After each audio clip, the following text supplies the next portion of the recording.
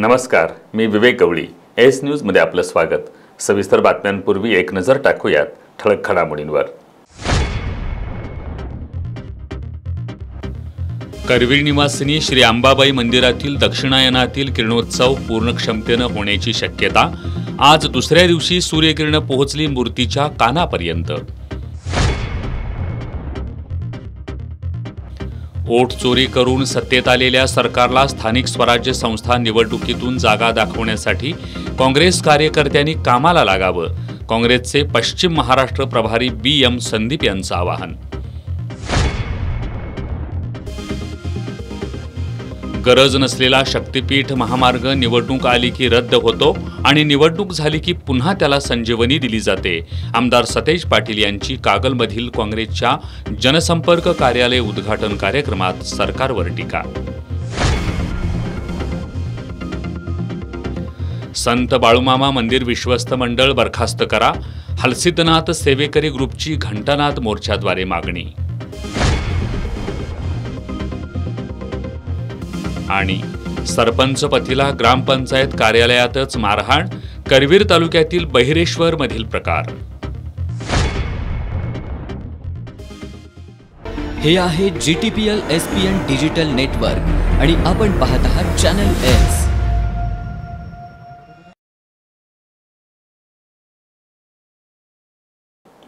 भाजपसारखं भ्रष्टाचारी सरकार यापूर्वी सामान्य जनतेनं कधीही पाहिलेलं नाही. वोट चोरी करून सत्तेत आलेल्या सरकारला स्थानिक स्वराज्य संस्थांच्या निवडणुकीत जागा दाखवण्यासाठी कार्यकर्त्यांनी कामाला लागावं असं आवाहन काँग्रेसचे पश्चिम महाराष्ट्र प्रभारी BM संदीप यांनी केलंय. जिल्हा काँग्रेस कमिटी कार्यालयात आयोजित केलेल्या बैठकीवेळी ते बोलत होते. स्थानिक स्वराज्य संस्था निवडणुकीच्या पार्श्वभूमीवर आज काँग्रेस कमिटीत बैठक आयोजित करण्यात आली होती. खासदार शाहू महाराज छत्रपती यांच्या अध्यक्षतेखाली झालेल्या या बैठकीसाठी अखिल भारतीय राष्ट्रीय काँग्रेसचे सचिव आणि पश्चिम महाराष्ट्राचे प्रभारी BM संदीप, विधान परिषदेतील काँग्रेसचे गटनेते आमदार सतेज पाटील यांची प्रमुख उपस्थिती होती. यावेळी बोलताना BM संदीप यांनी भाजपवर जोरदार टीका केली. आमदार आणि खासदारांना फोडून सत्ता मिळवणाऱ्या भाजपसह सहकारी पक्षांना त्यांची जागा दाखवण्यासाठी कार्यकर्त्यांनी स्थानिक स्वराज्य संस्थांच्या निवडणुकींच्या कामाला लागावं असं आवाहन करत BM संदीप यांनी कार्यकर्त्यांना मतदार याद्या तपासा, त्यांची माहिती घ्या, बोगस मतदारांवर लक्ष ठेवा असं सूचित केलं. दिन रात मेहनत कर रहे, घूम रहे. अभी राहुल जी का भारत जोड़ो यात्रा, भारत जोड़ो न्याय यात्रा, ऐसे ही एक पूरा देश में वातावरण भी बदल रहा है. आप सब लोग मिलकर मेहनत किया तो आने वाला समय में बहुत अच्छा समय है. लास्ट इलेक्शन में क्या 4 MLA थे, उससे भी ज़्यादा जीत कर आने का वातावरण आने वाले MLA इलेक्शन 4 साल का बाद है. उसके लिए सृष्टि करने के लिए 4 साल का मेहनत हम लोग करना चाहिए. खासदार शाहू महाराज छत्रपतींनी काँग्रेसचे विचार घेऊन स्थानिक स्वराज्य संस्थांच्या निवडणुकीला सामोरं जाऊया असं आवाहन केलं. विधान परिषदेतील काँग्रेसचे गटनेते आमदार सतेज पाटील यांनी स्थानिक स्वराज्य संस्थांच्या निवडणुकीची आमची तयारी पूर्ण झाली असल्याचं सांगितलं. ज्या ज्या ठिकाणी शक्य असेल त्या ठिकाणी स्थानिक आघाडीच्या माध्यमातून या निवडणुका लढवण्यात येणार आहेत. हातकणंगले आणि शिरोळ तालुक्यामध्ये स्वाभिमानी शेतकरी संघटनेसोबत युती करणार असल्याचं त्यांनी सांगितलं. काँग्रेसची सत्ता नसतानाही काँग्रेसमधून निवडणूक लढवणाऱ्या इच्छुकांची संख्या मोठी असल्याचं आमदार सतेज पाटील यांनी सांगितलं. लोकांना हे आवडलेलं नाही आणि म्हणून काँग्रेस बरोबर येण्याची मानसिकता लोकांची साधारणपणे आहे. आपण सगळ्यांनी ताकदीनं आपापसात न भांडता उमेदवाराची जबाबदारी प्रत्येकानं त्या ठिकाणी घेऊन या निवडणुकीला सामोरं जाण्याचं काम करूया. शाहू महाराज जे असतील, आम्ही असो, आणि प्रत्येक ठिकाणी जेवढा वेळ आम्हाला देता येईल तेवढा आम्ही निश्चितपणे या ठिकाणी देऊया. पुढच्या 4-5 दिवसात नगरपालिकेचा विषय संपला किंवा जिल्हा परिषदच्या नावावर लागेल. आमदार जयंत आसगावकर यांनी महायुतीबाबत जनसामान्यांमध्ये प्रचंड असंतोष असल्याचं सांगितलं. माजी आमदार राजूबाबा आवळे यांनी स्थानिक स्वराज्य संस्थांच्या निवडणुकीत निष्ठावंत आणि निवडून येणाऱ्या कार्यकर्त्यांना संधी देऊया असं मत व्यक्त केलं. राधानगरी तालुका अध्यक्ष हिंदूराव चौगले यांनी स्थानिक स्वराज्य संस्था निवडणुकीत काँग्रेसला घवघवीत यश मिळेल असा विश्वास व्यक्त केला।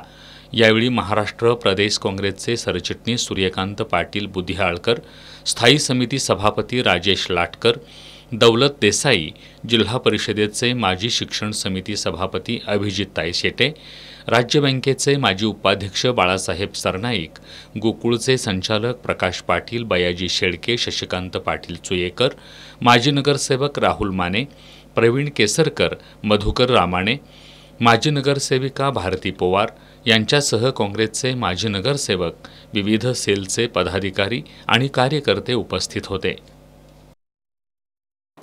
आदमापुरातील संत बाळूमामा मंदिरातील भ्रष्टाचाराविरोधात श्री हलसिद्धनाथ सेवेकरी ग्रुपच्या वतीनं मुदाळ तिट्टा ते आदमापूर मंदिरापर्यंत घंटानाद मोर्चा काढण्यात आला।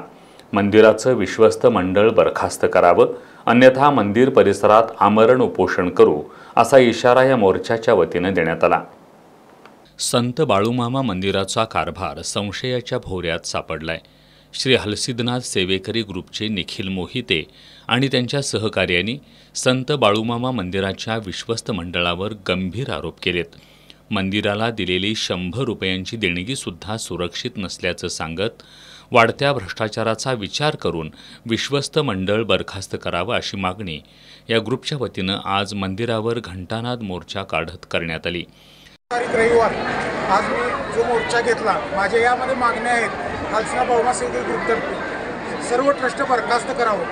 ट्रस्ट का बरखास्त करावं यात गैरव्यवहार सगळे प्रकरण चालू आहेत। जमिनीचे व्यवहार असो, बकऱ्यांचे व्यवहार असो, जे सोयी सुविधा भक्तांना आज काढण्याचं कारण म्हणजे भक्तांपर्यंत पोहोचण्याचा। देवाचा 100 रुपये भक्तांपर्यंत पोहोचत नाही, का पोहोचत नाही यांनी या सर्व गोष्टीसाठी याला कारणीभूत कोण आहेत? निवेदिता पवार, या श्रीमती निवेदिता पवार मॅडम, आयुक्त कार्यधर्म यांच्यावर पूर्णपणे आमचा आरोप आहे। यांची नार्को टेस्ट करावी।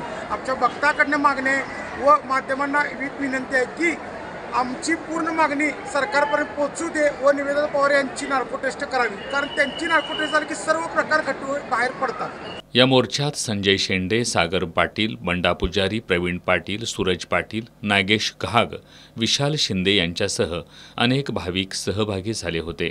बाळूमामा देवालयाचे मानद अध्यक्ष धैर्यशील भोसले यांनी मंदिराच्या विश्वस्त मंडळातील चुकीच्या कारभाराला कार्याध्यक्ष लक्ष्मण होडगे, सचिव रावसाहेब कोणकेरी, प्रसिद्ध सदस्य सरपंच विजय गुरव यांना जबाबदार धरत या भ्रष्टाचाराशी विश्वस्त मंडळाच्या 9 सदस्यांचा काहीही संबंध नसल्याचं सांगितलंय। या संदर्भात 9 विश्वस्तांनी पालकमंत्री, गृहमंत्री आणि पोलीस प्रमुख, धर्मादाय आयुक्त यांना निवेदन सादर करून दोषींवर कारवाई करण्याची मागणी केली असल्याचं मानद अध्यक्ष धैर्यशील भोसले आणि विश्वस्त दिनकरराव कांबळे यांनी सांगितलंय। या भ्रष्टाचारावर ज्यांनी भ्रष्टाचार केला आहे त्यांच्यावर कठोरात कठोर न्यायालयीन शासन हे झालं पाहिजे अशी आमची सर्व ट्रस्टींची मागणी आहे। गावाची आणि देवस्थानची बदनामी व्हायला आली, हे कुठंतरी थांबलं पाहिजे। हे कोणी देवस्थानची आणि गावाची बदनामी करू नये एवढीच आमची विनंती आहे। त्याच्या बाबतीत निंदनीय आहे। त्याच्यामध्ये फक्त कार्याध्यक्ष रावसाहेब कोणकरीकर आणि सरपंच विजय गुरव हे तिघे जबाबदार आहेत आणि हे गावच्या दृष्टिकोनातून आणि भाविकांच्या दृष्टिकोनातून अतिशय निंदनीय आहे। तरी या जे कृत्य करणाऱ्यांना कठोरात कठोर शिक्षा होऊन त्यांना ताबडतोब बडतर्फ करावे ही गावच्या वतीनं आणि सर्व आम्ही 9 जण ट्रस्टीच्या वतीने आपल्याला विनंती करीत आहे। यावेळी दत्तात्रय पाटील, संदीप मगदूम, यशवंत पाटील, संभाजी पाटील, दिलीप पाटील, इंद्रजित खर्डेकर, विनायक शिंदे यांच्यासह ग्रामस्थ उपस्थित होते। गरज नसलेला शक्तिपीठ महामार्ग हा निवडणूक आली की रद्द होतो आणि निवडणूक झाली की पुन्हा त्याला अमृत पाजून संजीवनी दिली जाते, अशी टीका काँग्रेसचे विधान परिषदेतील गटनेते आमदार सतेज पाटील यांनी केली आहे। ते कागलमध्ये पक्षाच्या जनसंपर्क कार्यालयाच्या उद्घाटनावेळी बोलत होते। या महामार्ग नको अशी साधारणपणे सगळ्यांची भूमिका त्या ठिकाणी। आज महाराष्ट्रामध्ये महायुतीचं एक भ्रष्ट सरकार आहे। आज या सरकारचा कारभार दररोज उघड्यावर या ठिकाणी येतोय। कोण जैन बोर्डिंगची जागा लाटतोय, कोण महारवतनाची जागा त्या ठिकाणी लाटतोय। आता प्रताप सरनाईकांनी कुठं 200 कोटीची जागा आज मीरा भाईंदरमध्ये स्वतःसाठी घेतली अशी अशा गोष्टी पुढं त्या ठिकाणी येत आहेत. तिकडं मराठवाड्यामध्ये अतिवृष्टी झालेली आहे, तिथं पैसे पोचत नाहीत. परंतु ही सगळी मंडळी स्वतःची पोटं भरण्याचं काम महायुतीचे सरकार आता करताना प्रामुख्यानं या राज्यामध्ये दिसतंय. आणि म्हणून हे सरकार सामान्य माणसाचं नाही आहे, तर हे सरकार फक्त काही लोकांचं, बोटावर मोजण्या इतक्या लोकांचं आहे. 2014 पासून देशात राजकीय हिंदू निर्माण करण्यावर भर दिला जातोय. यामुळे संविधान मूल्ये मागं पडत चालली आहेत. निवडणुकीपर्यंत लोकशाही सीमित राहील अशी भीती व्यक्त करत नागरिकांनी आता अधिक सजग राहून याविरुद्ध लढण्याची गरज आहे असं प्रतिपादन ज्येष्ठ विचारवंत किशोर बेडकिहाळ यांनी केलंय. ते दक्षिण महाराष्ट्र साहित्य सभेच्या वतीनं आयोजित केलेल्या डॉक्टर अशोक चौसाळकर अमृत महोत्सवी चर्चासत्रात बोलत होते. दक्षिण महाराष्ट्र साहित्य सभेच्या वतीनं डॉक्टर अशोक चौसाळकर यांचं अमृत महोत्सवी वर्ष साजरं करण्यात येत आहे. या निमित्तानं कोल्हापुरात चर्चासत्राचं आयोजन करण्यात आलं होतं. यामध्ये विविध मान्यवरांनी राष्ट्रवाद, धर्मनिरपेक्षता, लोकशाही आणि राज्यघटना आदी विषयांवर सविस्तर विवेचन केलं. यावेळी केलेल्या बीजभाषणात ज्येष्ठ विचारवंत किशोर बेडकिहाळ यांनी देशातील सध्याच्या राजकीय, सामाजिक आणि आर्थिक परिस्थितीवर आपलं परखड मत मांडलं. भारत आता सेक्युलर राहिला नाही, तो हिंदू राष्ट्र झालाय. 2024 नंतर बरंचसं काही बदललंय. धार्मिक ध्रुवीकरण आणि बहुसंख्यावाद समोर आणला जातोय. असं असलं तरी बहुसंख्यावाद हिंदूंना देवळं, पुतळे, मंदिरं, धर्म हे सोडून काहीही मिळालेलं नाही, हे वास्तव आहे. आर्थिक धोरणाचं महत्त्व कमी झालंय. मोजक्या लोकांकडं आर्थिक सूत्रं गेली आहेत. 2014 पासून देशात राजकीय हिंदू निर्माण करण्यावर भर दिला जातोय. यामुळे संविधान मूल्ये मागं पडत चालली आहेत. निवडणुकीपर्यंत लोकशाही सीमित राहील अशी भीती व्यक्त करत नागरिकांनी आता अधिक सजग राहून याविरुद्ध लढलं पाहिजे असं आवाहन त्यांनी केलं. जर असंच सुरू राहिलं तर धर्म नावाची गोष्ट हद्दपार होणार नाही. सर्व धर्म समभावाची धर्मनिरपेक्षतेला जोड मिळाली नाही तर ते बळकट होणार नाही असंही त्यांनी स्पष्ट केलं. शिवाजी विद्यापीठाचे माजी कुलगुरू डॉक्टर दिगंबर शिर्के यांनी डॉक्टर अशोक चौसाळकर यांच्याकडे बहुशाखीय स्कूल म्हणून पाहिलं पाहिजे असं सांगितलं. चांगला माणूस म्हणून राहायचं असेल तर मानवशास्त्र गरजेचं आहे. तो विचार मांडण्याचं काम डॉक्टर चौसाळकर यांनी केलंय.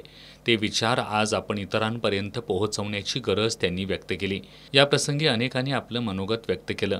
यावेळी माया पंडित, ज्येष्ठ पत्रकार विजय चोरमारे, भारती पाटील, प्रकाश पवार, प्रमोद आलेकर, गौतमीपुत्र कांबळे, राधेश्याम जाधव, अरुण खोरे, प्राचार्य नागोराव कुंभार, शिवाजी पाटील, दक्षिण महाराष्ट्र साहित्य सभेचे अध्यक्ष भीमराव धुळुबुळू, गौरी भोगले, दी बा पाटील, विनोद कांबळे यांच्यासह साहित्यिक आणि नागरिक उपस्थित होते.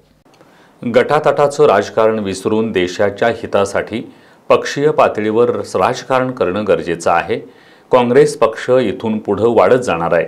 मातब्बर मंडळी काँग्रेसमध्ये येत आहेत. आता सर्वांनी मिळून यापुढं काँग्रेस पक्ष मजबूत करूया असं आवाहन खासदार शाहू महाराज छत्रपती यांनी केलं. कागलमध्ये काँग्रेसच्या जनसंपर्क कार्यालयाच्या उद्घाटन प्रसंगी ते बोलत होते. कागलमधील जनसंपर्क कार्यालयामुळं कागलसह कोल्हापूर जिल्ह्यात काँग्रेसच्या विस्ताराला गती मिळेल असा विश्वास जिल्हाध्यक्ष आमदार सतेज पाटील यांनी व्यक्त केला. कागलमध्ये काँग्रेस पक्षाच्या वतीनं जनसंपर्क कार्यालय सुरू करण्यात आलंय. खासदार शाहू महाराज छत्रपती आणि काँग्रेसचे जिल्हाध्यक्ष आमदार सतेज पाटील यांच्या हस्ते या कार्यालयाचं उद्घाटन करण्यात आलं. यावेळी बोलताना खासदार छत्रपती शाहू महाराज छत्रपती यांनी कागल तालुका हा पूर्वी काँग्रेसचा बालेकिल्ला होता, पण कालांतरानं अनेक गट पडले. या गटातटाच्या राजकारणात कागल तालुका गुरफटला गेल्याचं सांगितलं. आता गटातटाचं राजकारण विसरून देशाच्या हितासाठी पक्षीय पातळीवर राजकारण करणं गरजेचं आहे. काँग्रेस पक्ष इथून पुढं वाढत जाणार आहे. मातब्बर मंडळी काँग्रेसमध्ये येत आहेत. आता सर्वांनी मिळून यापुढं काँग्रेस पक्ष मजबूत करूया असं आवाहन त्यांनी केलं. आमदार सतेज पाटील यांनी यावेळी बोलताना कागलमधून काँग्रेस हद्दपार झाली असं म्हणणाऱ्यांना सागर कोंडेकर यांनी चांगली चपराक दिली असल्याचं सांगितलं. कागलमधील जनसंपर्क कार्यालयातून कागल तालुक्यात किंबहुना कोल्हापूर जिल्ह्यात काँग्रेस पक्षाच्या विस्ताराला चांगलीच गती मिळेल असा विश्वास त्यांनी व्यक्त केला. काँग्रेस हा प्रवाह आहे. किसान काँग्रेसच्या माध्यमातून शेतकऱ्यांच्या प्रश्नांना निश्चितच न्याय मिळेल असंही त्यांनी नमूद केलं.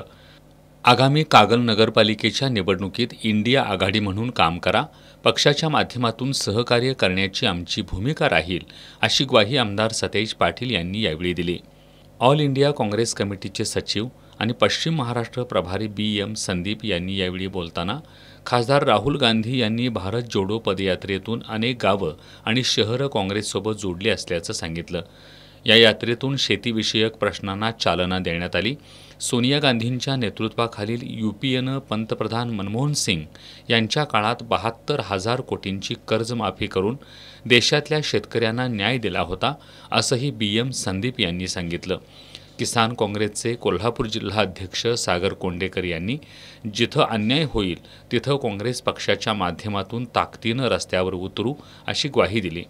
यावेळी जिल्हा परिषदेचे माजी उपाध्यक्ष शशिकांत खोत, गोकुळचे संचालक प्रकाश पाटील, माजी नगरसेविका भारती पोवार, ॲडव्होकेट दयानंद पाटील, शिवाजी मगदूम, चित्रगुप्त प्रभावळकर, राजेंद्र बागल, दीपाली आवळे यांच्यासह काँग्रेसचे पदाधिकारी आणि कार्यकर्ते उपस्थित होते. करवीर तालुक्यातील बहिरेश्वर ग्रामपंचायतीमध्ये सांडपाण्याच्या प्रश्नावरून बैठक आयोजित करण्यात आली होती. या बैठकीत झालेल्या वादातून सरपंच वंदना दिंडे यांचे पती निवृत्ती दिंडे यांना ग्रामपंचायत सदस्य कृष्णात दिंडे, त्यांचे नातेवाईक उत्तम दिंडे आणि शेखर दिंडे या तिघांनी मारहाण केली आहे. याबाबत करवीर पोलीस ठाण्यात तिघांच्या विरोधात तक्रार दाखल करण्यात आली आहे. करवीर तालुक्यातील बहिरेश्वरमधील कमानीजवळ सांडपाणी रस्त्यावरून वाहतंय, या संदर्भात ग्रामपंचायत कार्यालयात बैठक बोलावण्यात आली होती. या बैठकीला सरपंच, ग्रामपंचायत सदस्य, ग्रामसेवक, पंचायत समितीच्या बांधकाम विभागाकडील अधिकारी आणि ग्रामस्थ उपस्थित होते. ही बैठक चालू असताना ग्रामपंचायत सदस्य कृष्णात दिंडे यांचा सरपंच वंदना दिंडे यांच्याशी वाद झाला. याचवेळी ग्रामपंचायत कार्यालयाबाहेर बसलेले सरपंचांचे पती निवृत्ती दिंडे हे कार्यालयात आले आणि ते कृष्णात दिंडे याला समजावून सांगू लागले. यावेळी कृष्णात दिंडे, त्यांचा भाऊ उत्तम दिंडे आणि शेखर दिंडे यांनी निवृत्ती दिंडेला शिवीगाळ करून लाथाबुक्क्यांनी मारहाण केल्याचं सरपंच वंदना दिंडे यांनी सांगितलं. कृष्णात दिंडे यांच्या गोठा आहे, ते सर्व गोठ्यातील पाणी रस्त्यावर सोडतात. वरून येणारे पाणी रस्त्यावर असल्यामुळे ग्रामस्थांची तक्रार येत होती. म्हणून तेथून गटारीतील पाणी निर्गत होण्यासाठी सर्व त्या भागातील शेतकऱ्यांची बैठक बोलवली होती. या बैठकीमध्ये पंचायत समितीकडील अधिकारी, ग्रामपंचायत अधिकारी हे उपस्थित होते. याबाबत चर्चा चालू असताना कृष्णात दिंडे, उत्तम दिंडे व शेखर दिंडे हे सभागृहात वाद घालू लागले व आरेरावी करू लागले. यावेळी माझे पती बाहेर होते, ते आत आले असता या तिघांनी त्यांना मारहाण केली. राजकीय देशापोटी ही बाब झाली असल्यामुळे सदर व्यक्तींची ही दुसरी वेळ आहे. यापूर्वी पण असा प्रकार झाला होता, त्यावेळी त्यांनी माफी मागून गावात प्रकरण मिटवले होते. यामुळे या अशा वृत्तीस योग्य शिक्षा व्हावी अशी माझी अपेक्षा आहे. या मारहाणीत निवृत्ती दिंडे हे जखमी झाले असून त्यांना उपचारासाठी CPRमध्ये दाखल करण्यात आले.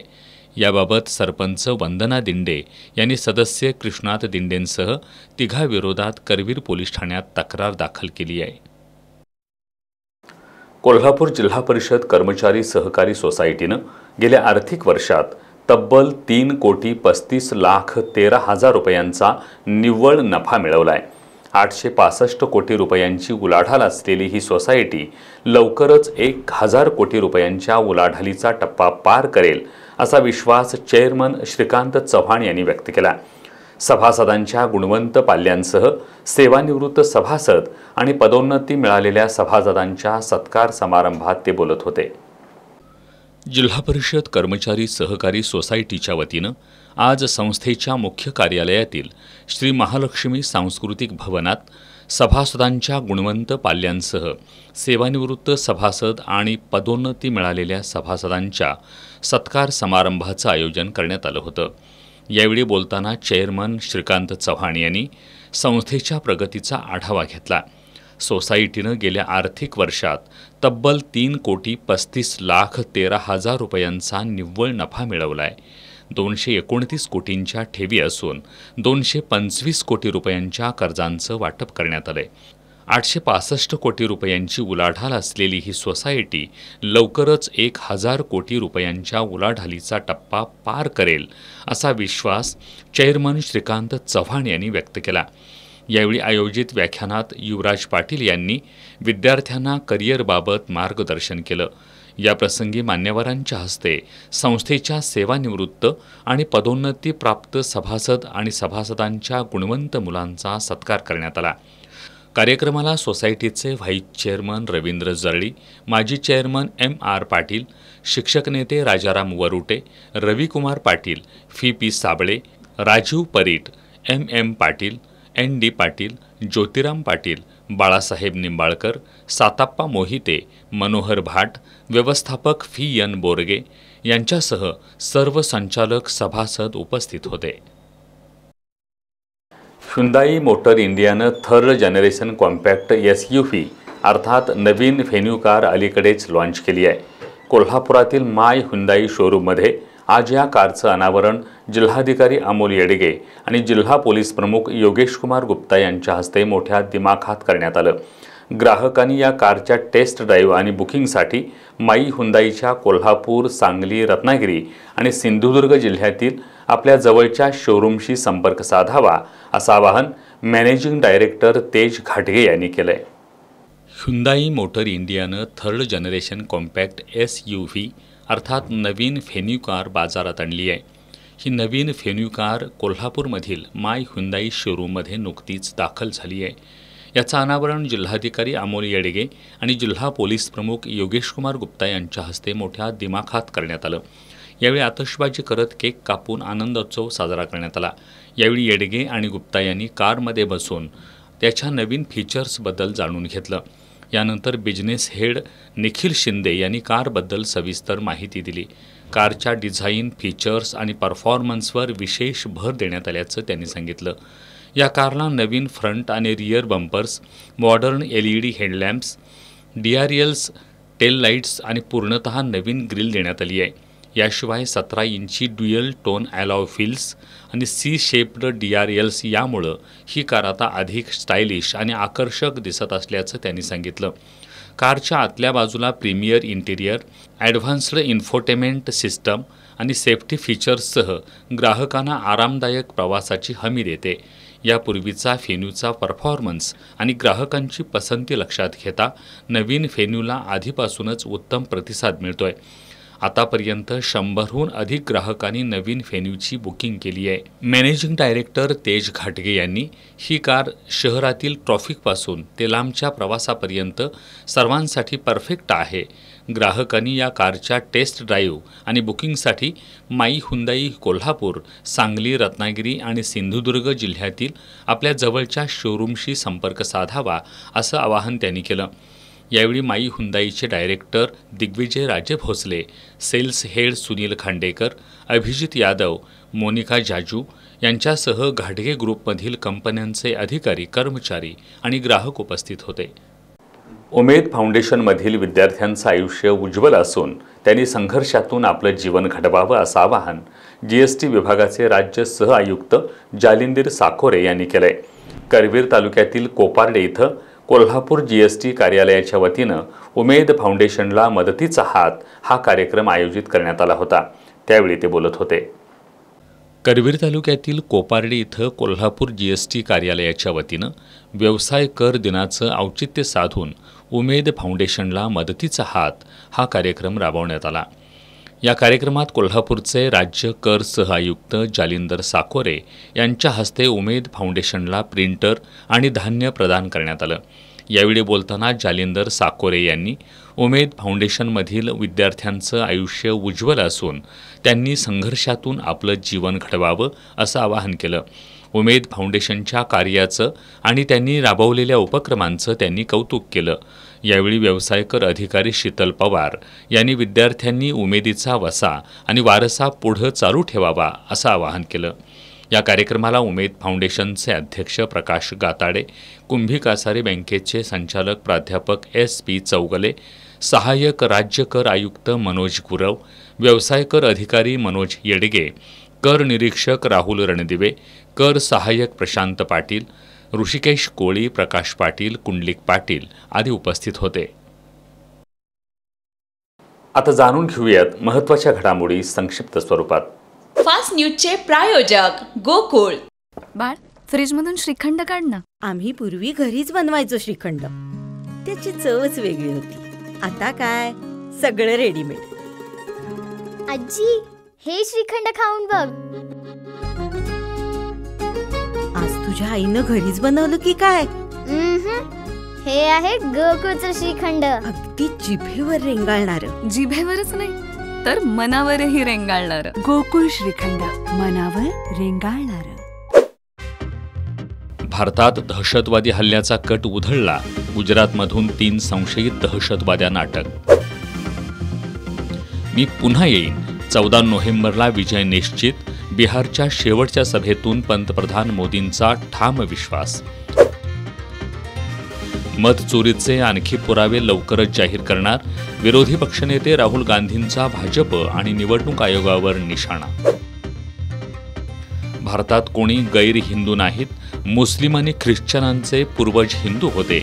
मोहन भागवत यांचं वक्तव्य. नंदुरबारमध्ये 30 ते 35 विद्यार्थी असलेल्या स्कूल बसचा अपघात. बस 100 ते 150 फूट खोल दरीत कोसळली. एका विद्यार्थ्याचा मृत्यू.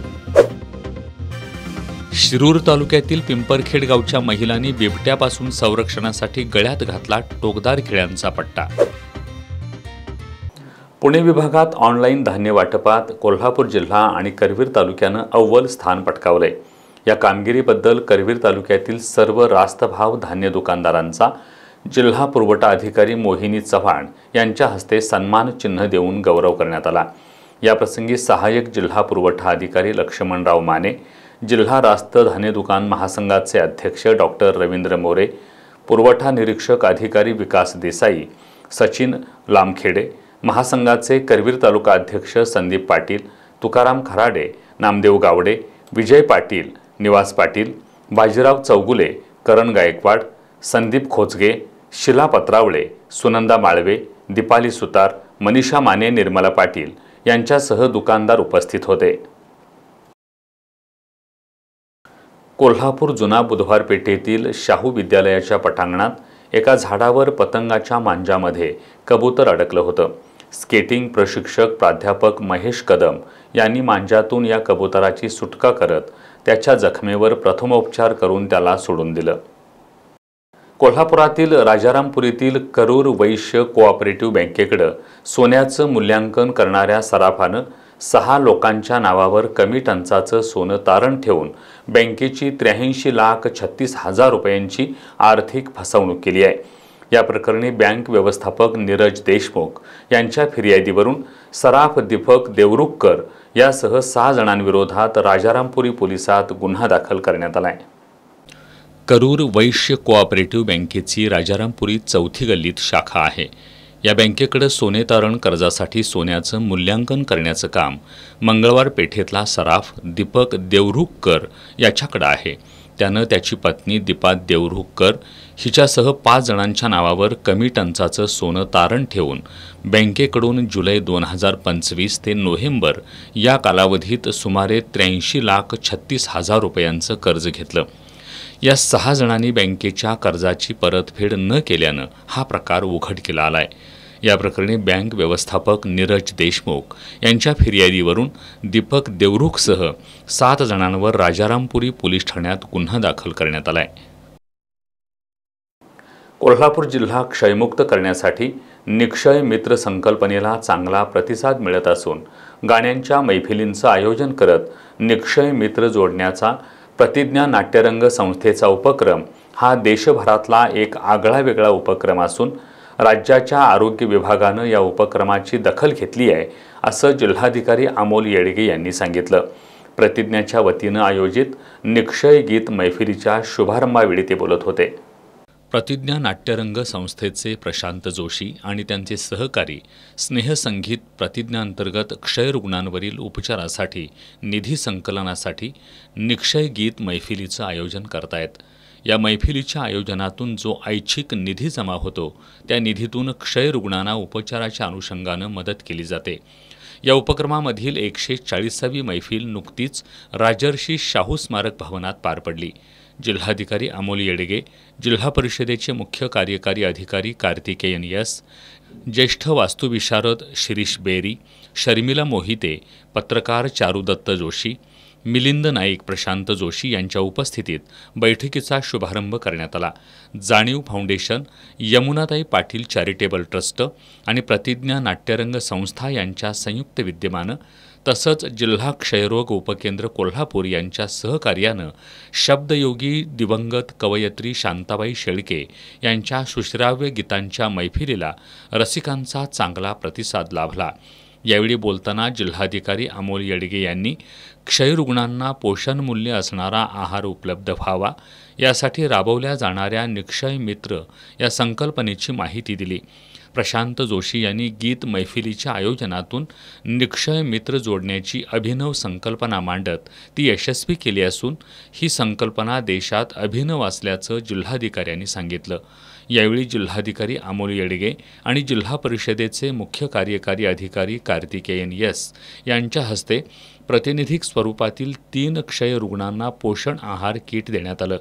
या गीत गायन मैफिलीमध्ये सादरीकरण करत अमरसिंह राजपूत, गणेश जाधव, प्रीती देसाई, प्रसन्न कुलकर्णी, मंजिरी लाटकर, निलांबरी जाधव यांनी शब्दयोगी शांताबाई शेळके यांच्या रचनांना पुरेपूर न्याय दिला।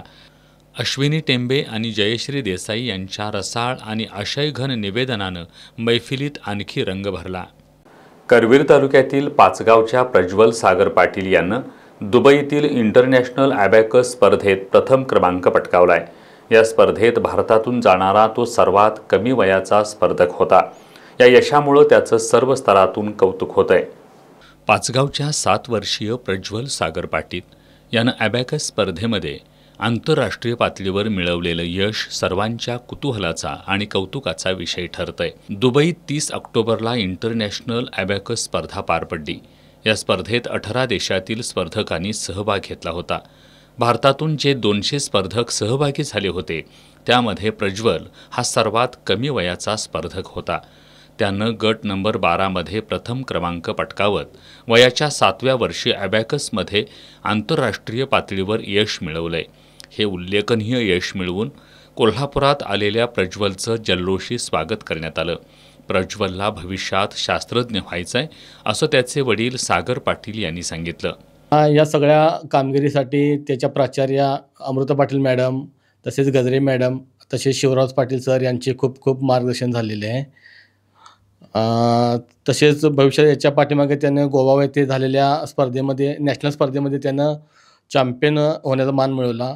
तसेच हातकणंगलेमध्ये चॅम्पियन ऑफ चॅम्पियन पण झाला होतो।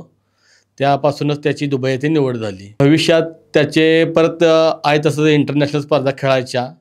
त्याच्यानंतर त्याला ह्याची आवड आहे जास्त, म्हणजे शास्त्रज्ञ होण्याची आवड आहे। इस्रो येथे पण जायचं त्याची तयारी आहे त्याची। प्रज्वलची आई पूजा पाटील यांनी प्रज्वलचं यश अभिमानास्पद असल्याचं सांगितलंय। गेलेल्या सर्व स्पर्धकांपैकी आमचा प्रज्वल खूप लहान वयाचा असून त्याने खूप चांगली कामगिरी केलेली आहे। दुबई येथे जाऊन त्याने प्रथम क्रमांक मिळवून आमचा सर्वांचा अभिमान राखला आहे। तसेच सर्व पाचगाववासियांना त्याचा सार्थ अभिमान आहे। प्रज्वलला या आंतरराष्ट्रीय पातळीवरील यशासाठी मास्टर ॲबॅकस अकॅडमीच्या सुनीता गजरे यांचं मोलाचं मार्गदर्शन लाभलंय। आई वडिलांसह पाटील परिवारातील सर्व सदस्यांनी त्याला प्रोत्साहन दिलं। गांधीनगरमधील माहिती अधिकार कार्यकर्त्याला जिवे मारण्याची धमकी देत धक्काबुक्की केल्याप्रकरणी गांधीनगर पोलिसात लखन माने आणि अन्य एकावर गुन्हा दाखल करण्यात आलाय। माहिती अधिकार कार्यकर्ता अशोक चंदवानी यांनी याबाबतची फिर्याद दिली आहे। अशोक चंदवाणी हे उचगाव ग्रामपंचायत आणि कोल्हापूर महापालिका हद्दीत असलेल्या बांधकामाची माहिती अधिकारात कागदोपत्री पुराव्यांसह माहिती घेत आहेत। ही माहिती घेत असल्याच्या कारणावरून जिवे मारण्याची धमकी देत धक्काबुक्की करण्यात आल्याबद्दल चंदवानी यांनी गांधीनगर पोलिसात तक्रार दाखल केली आहे. या तक्रारीवरून लखन माने आणि अन्य एकावर गुन्हा दाखल करण्यात आला आहे. चंदवानी यांनी आपल्याला पोलीस संरक्षण मिळावं अशी मागणी केली आहे. बेकायदेशीर कृत्य व बेकायदेशीर बांधकामाविरोधात मी योग्य ती माहिती घेऊन न्याय निवडण्यासाठी न्यायालयात किंवा योग्य ते शासन दरबारी दाद मागत असतो. अनेक बेकायदेशीर प्रकरणं मी उघडून काढलेली आहेत आणि न्यायालयात आम्हाला न्याय मिळालेला आहे.